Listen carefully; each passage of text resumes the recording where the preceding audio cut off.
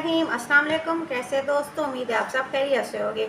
क्या आपने आम का शेक बनाया? नहीं बनाया तो आ जाएं, आज हम बनाते हैं आम का शेक। बहुत ही फलों का बादशाह आम रखा हुआ था हमारे फ्रीज़र में।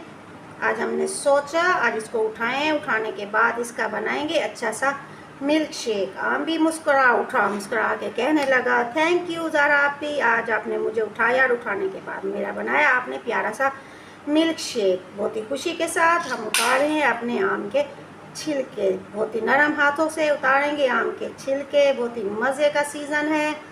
आम है मार्केट में बआसानी आपको मिल जाएंगे दस्तियाब, और प्यारे से खूबसूरत से कलर के आम हर जगह मौजूद है। बाज़ार में जाएंगे, आम लेंगे और उसके बाद उसके ऐसे प्यारे से छिलके उतारेंगे। छिलके उतारने के बाद अब हमने इसे काटना है। छिलके हम उतार चुके हैं, अब हम इसकी बारीक बारीक करेंगे। इसके क्यूब पहले करेंगे, इसके स्लाइस करने